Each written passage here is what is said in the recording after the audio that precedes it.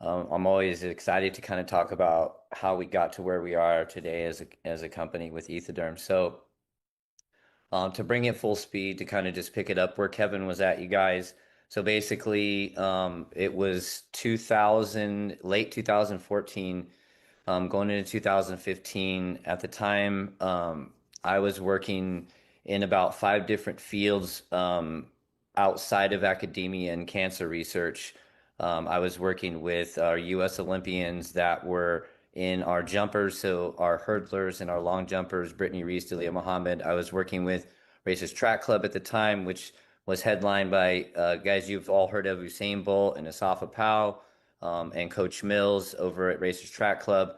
I was head of human performance for Navy Special Warfare. I was attached to the combatives program at Navy Special Warfare at ATC Advanced Training Command, where we prepared Navy SEALs for combat deployment in several different areas to remain a quiet, kept secret.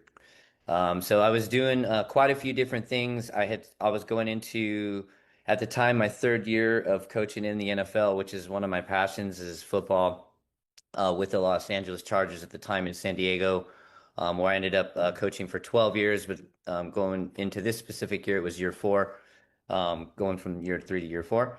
And so I was kind of spreading out what I was doing in a bunch of different ways, all with a bunch of high achievers. I was very, very blessed to put myself amongst that company and stay there throughout my entire career from the start. And so with that fortunate, um, you know, uh, group of people to work with, it was a great environment for what was to come. So during that time, I had about four world champions that were in the UFC and a few more in professional boxing. And at the gym where a bunch of these fighters are at, one of a guy named Jeremy Stevens, who is a pretty decorated UFC Hall of Fame veteran, he had a bottle of LactiGo, and I happened to notice it in his hand. And I was looking at it, and I noticed it because it said LactiGo, and obviously my nerd brain just was like lactic acid, and so I said, "Hey, man, what is that? Let me see it." And I can't exactly remember what was on the label, but something to the extent of lactic acid blocking to something of that nature. And I was like, "Okay, yeah, right." So I immediately reached out to see about using some of the product for myself. I didn't get any from Jeremy that day. And so, without having a conversation, it was through email. I requested some samples. They sent it to me. As mentioned, I'm a has-been at this point, but was a former high-level elite athlete. I was a two-sport Team USA athlete. I never actually competed during the Olympic years. I was hurt and it was an alternate, but competed for Team USA outside those years in the sports of hockey and boxing. So I knew I could go put the gel to some sort of good use. At the time, I had probably not trained in at least 6 months, so I was like straight up off the couch, and so it was perfect to go torture and kill myself and see how much this could limit that. So I went to the hockey rink, went out and started sprinting, similar to what Kevin explained. Only I couldn't get my legs to kind of burn or get to a point where I needed to take a time off and let my legs kind of calm down.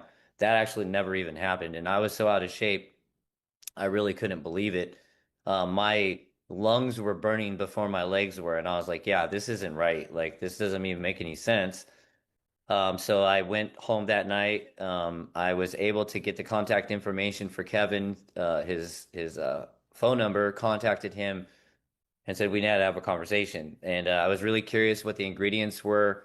I demanded that they send them over. I felt for sure there had to be some type of illegal drugs, meaning anabolic steroids or testosterone. Right. There was just no way So to got the explain what I ingredients experienced. list. Other than that, Everything was cosmetic, which was even more confusing than the results, because I was like, how is this even possible without some type of ingredient that's active or something that would lead to this type of effect I was familiar with? But it was all cosmetic. There was carnosine and magnesium were the only two that really stood out.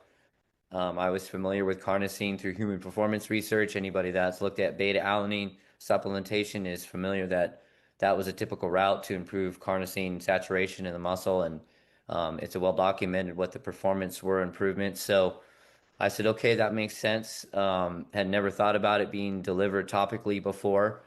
That's usually quite a challenge with hydrophilic molecules or molecules of that size that are hydrophilic or water-based.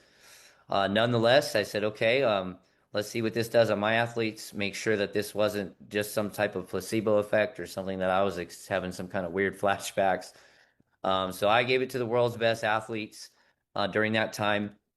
And I think it's safe to say that we broke a lot of the drug era records in track and field with all the athletes that we had, while we had definitely been having them perform at a high level for several Olympic Games. We were nowhere near breaking those Soviet drug era records in 100-meter, 200-meter relays. All of our athletes that were in the National Hockey League, NBA, all of our fighters, everybody was experiencing, things that were kind of difficult to explain going into overtime or into later in the periods in the third, fourth period in NHL or the NBA, for example, and their legs are fresh and we're getting a lot of this feedback, and it was corroborating what the research said, but still was well beyond what was typically observed. And so with that, we said, Kevin, we need to produce some science. This is an incredible product. There was nothing that was established or published. Patents had yet to be written, and so that was the undertaking for myself and our science team. I asked to head up the science and lead us in that direction. I knew it was going to take an extraordinary amount of evidence to support what this product was going to be capable of doing. And so that's what we started to do. And this was kind of I would say, you guys, like a kind of a 2 or 3 phase, process for us as a team. And so that was kind of the first step. From there, we initiated exactly that. So we wrote the patents, myself and my co-author, Tim Sharpe. We have both a medical and a sports performance patent, being that carnosine and magnesium have a lot of properties that have medicinal value. We knew that we needed to protect it in both avenues, both medically and as well as the performance product that we were attempting to bring to market. So that's what we did, got those patents done and off to the patent office to be approved, which is Kevin mentioned is a very long and expensive and arduous process. Um, we were fortunate to get our patents through with actually zero revisions from the patent office in terms of intellectual property content. There was a few grammar issues they wanted corrected, which is fantastic and, and kind of unheard of. The process was actually about as easy as it could be for us, fortunately. From there, we focused on the scientific research studies, you guys, and we kind of laid out a roadmap through the science of exactly what the technology is and how it can be used and what that would look like. And what that amounted to for us was first starting with what we called a transepidermal 3D skin study, where we have a model of human skin where we pair the LactiGo gel up against a placebo condition, as well as in this situation, we put a third condition in there just to match what's called a vehicle, which is often used in the pharmaceutical industry to kind of deliver things across the dermal layers, across the skin. And we did that study, and we wanted to see how we would compare against the placebo condition. And what we found there was a 300% increase in the amount of carnosine that was delivered into and through the dermal layers compared to the placebo condition. Once we had proof of concept established there, which we expected to see based on the results we were already established through the athletes, from there, we did what was called muscle biopsy studies, you guys, where we are looking at the endpoint of where this carnosine is going to go once it's inside the human body, or at least one of the places it's going to go. And so we did some muscle biopsy studies. We were also very interested in the equine and animal space. So we did 2 different studies. One we did in humans, another we did in thoroughbred racehorses. And what we found in both of those studies equally was anywhere between a 50 and 100% increase in muscle carnosine after one single application, which is pretty universal in the way that we have studied the product, you guys. For those of you that have done supplementation with anything, it could be simple multivitamins to your creatine monohydrate. A lot of times you're going to, wait 2 to 3, 4 months to see if you are a responder to that product. That is another way that this LactiGo differentiates itself from anything else that's available now, is that It does not require any loading phase prior to seeing benefit. And what we saw within that muscle tissue was delivered in roughly an hour, you guys, and continues to be delivered over the next hour succeeding that. So over about a 2 hour process, you're seeing a delivery of this carnosine into the muscle and improving what's there by 50 to 100% after just one application, which is pretty fantastic and definitely not something that has been observed very often in science or medicine. From there, you guys, we wanted to show, okay, we've shown that it can get through the skin into the dermal layers as well as below it. What is that going to look like in terms of human performance? So we commissioned a study, again, myself and Tim Sharpe, with a soccer team in Europe, AC Milan, with their Serie A League team, which at the time was one of the top teams and is still one of the top teams in the world. And what we did, for those of you science nerds, was basically an aerobic and an anaerobic arm of the study with those elite athletes. In the anaerobic arm, we saw a statistically significant improvement in performance where we had the athletes doing 1,000-meter all-out sprints repeated, so they had to do it multiple times. We saw up to a 15% improvement in that sprint from those athletes. We saw a medium effect size for you science nerds, which is fantastic. And so that was sort of the kind of end piece in terms of building that chain of evidence on what the product could do. And we did it in the population that is the most difficult to see an improvement in, athletes that have already maximized their genetic potential. So for us, obviously, even though we had hypothesized seeing a benefit, we were still blown away at the scale of that benefit. The magnitude of it, if you will, was definitely not something we kind of expected to see, even though we were having such incredible results with the athletes. Um, that kind of leads us into the third phase of the product and our development and how we got to this point now in front of all of you guys. During that process with our group of athletes, we got the most common feedback to myself and to Dr. Tim Sharpe was not necessarily the improvements in performance they were experiencing, because if you're running 9.5 seconds in 100 meters and you take 100 off of that, you're not necessarily going to feel that. Where they were reporting the benefit was not being sore, able to go into the weight room in multiple days without getting sore, being on the track, being on the football field, being on the ice, etc., etc., etc. It just kept continuing to be the feedback from the athletes. That piqued our curiosity about something that every single person on this call has experienced: delayed onset muscle soreness. Everybody has hit legs or rode a bike or done something when they were out of shape, like what I did when I went on the ice when I first got the product. And of course, the next couple of days after that, you're sore. It's difficult to go to the bathroom and get up and down off the toilet, etc. We've all experienced that, right? That's a commonality. So we were interested in studying that because that was something our athletes were no longer experiencing. And we knew that it was noteworthy and it was scientifically worthy for the community at large and for other athletes, for us to talk about that and tell that story through the scientific literature. Um, During that time, as we were designing a research study for delayed onset muscle soreness, a light bulb went off in my head one day. I said, you know what? Talking to Tim, I said, these symptoms of delayed onset muscle soreness almost are identical to the symptoms of people with fibromyalgia. I'm wondering if since the product is having so much benefit in alleviating soreness and pain and helping with better force production in athletes that were experiencing it, what if it could do the same in fibromyalgia patients? And that's kind of where the pivot to where we're at now began, because we started to see that carnosine had lots of benefits outside of athletic performance. And if you look at all the research studies that are established well outside of our research group, it's been studied for a long time by quite a few research groups, and there's been thousands of studies published on it.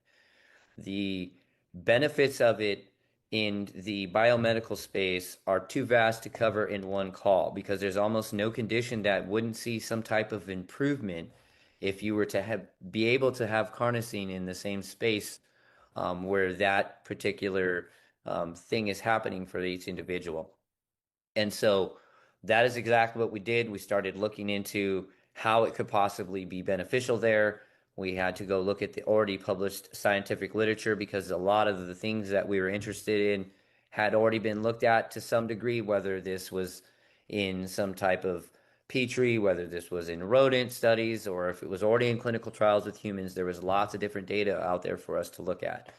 And so pretty much everything that you can think of, especially conditions where there's an overlap with the nervous system, neurologically, where they're in origin, was really piqued our benefit to ratio risk reward for all the things that we were kind of really interested in. So, with that being said, you guys, we really started to kind of figure out ways that this could be beneficial. Thankfully, that has questions have already been answered for us, and so we're now in a phase of moving into that space where we are utilizing the product for lots of other different things that has already been studied and shown to be beneficial when carnosine or magnesium are introduced.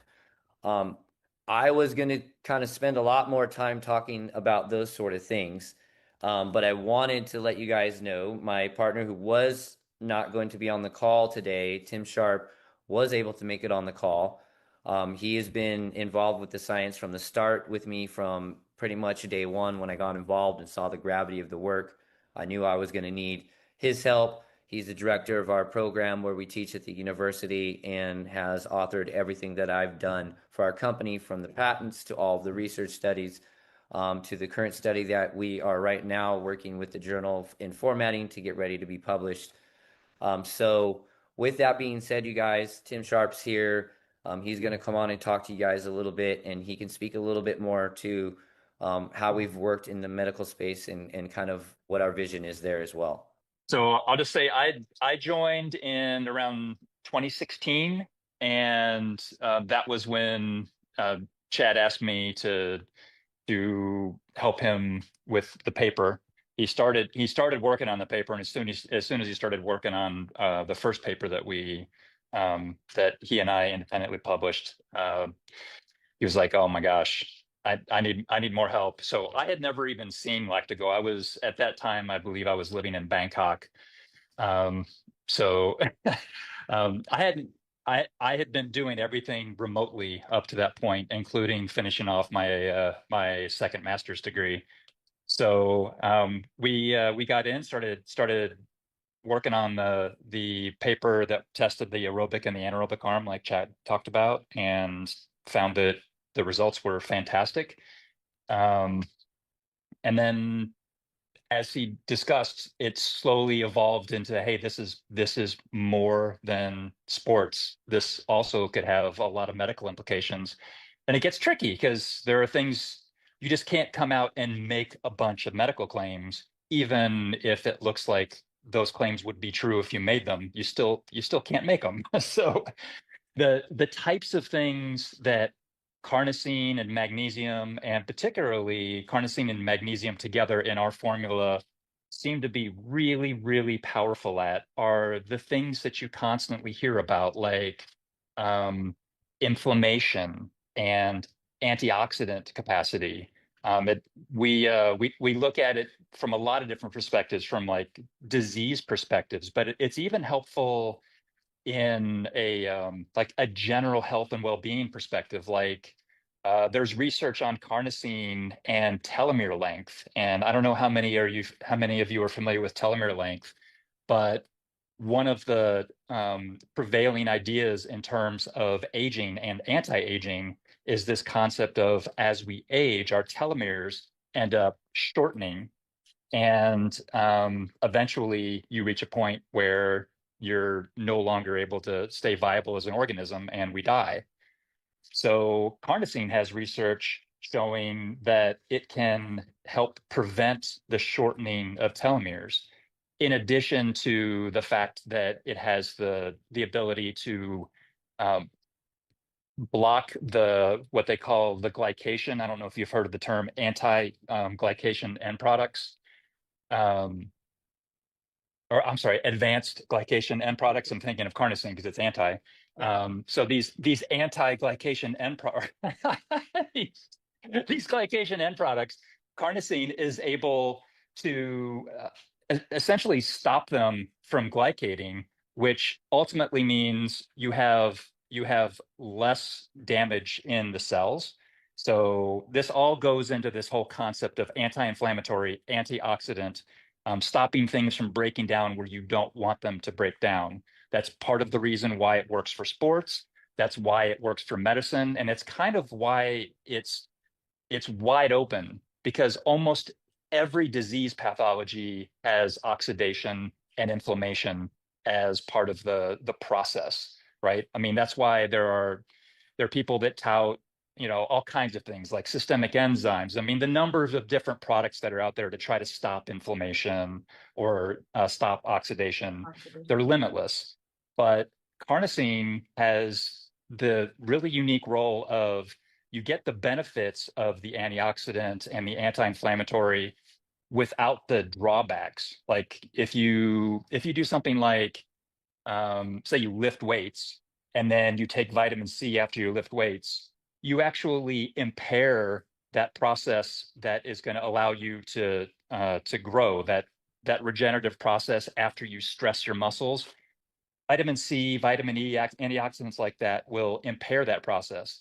Carnosine doesn't do that. It doesn't have all these drawbacks that you can get into with some of the antioxidants out there. It's totally natural. And I don't know, the number of different opportunities based on the mechanisms that are available between the preventing glycation, antioxidant, and anti-inflammatory is just, I mean, it's like pick a disease. All right, where does it fit in? Oh, here. And fortunately, there's already a lot of research on carnosine itself. And we're just excited to start taking our product itself and start applying the product to all those different conditions and show how we're able to do that ourselves. Is there anything that you wanted to add on to any of that, Chad? Yeah, real quick. I'll just say that despite you guys, the fact that Tim and I have a pretty solid roadmap moving forward, 5 years, 10 years, exactly where we want to go and what we want to do, we still learn every single day new stuff about carnosine. And I'm actually really excited this week as Tim and I were kind of doing some deep dive, in working with the U.S. government on some things that here right now currently, it's kind of forced us. A lot of times, we're talking to you guys about the what. What can carnosine and magnesium do in the human body, and what scientific literature exists? Now Tim and I are going into the why about a lot of the things, and more specifically, how it interacts with the nervous system and with type 2 diabetes. And so we are really excited as a research team because we're now getting deep into those weeds to understand the mechanisms and starting to see, because a lot of this research is so cutting edge about carnosine being that it's so difficult to deliver orally. It is very difficult for this to be quantified in the ways that we need to better understand how it helps human disease. But they are making slow progress with oral delivery. And what we are starting to see, it's really interesting this week, we're learning the why it can help with the nervous system and all these disorders like rheumatoid arthritis, like chemotherapy-induced neuropathy, like a fibromyalgia, like a lupus. There's all these different things that have a type of intersect with the nervous system and the etiology of the disease. And we're starting to understand why and its ability to be a neuromodulator. And a discussion Tim and I had, where he was pointing out, although we can't quite call it a neurotransmitter, the constituents of carnosine are about the next best thing to a neurotransmitter. So they're helping in ways that make it be viewed as improving neurotransmission. We're learning that in type 2 diabetes, in the clinical trials that have already been published, what we're seeing is that there's an improvement in insulin sensitivity and a better utilization of glucose. Well, why? And so we started to look at some of those things, and we're seeing that, as Tim mentioned, there's little pockets of inflammation that are cleared out in front of those insulin receptors by our good friend carnosine. And that is what it's allowing for the mechanisms that are observed in some of these clinical trials. So as a research team, we are super excited because we continue to go deeper into the weeds in our understanding of what carnosine does, and that'll better help us formulate the products we have now, the products we're going to have in the future, to better serve the purposes that they're serving right now. And so, yeah, I just wanted to add that on, you guys, that we never stop. trying to optimize, learn more so we can get better at what we do to make the product get better if it's doing what it's doing for all of you guys.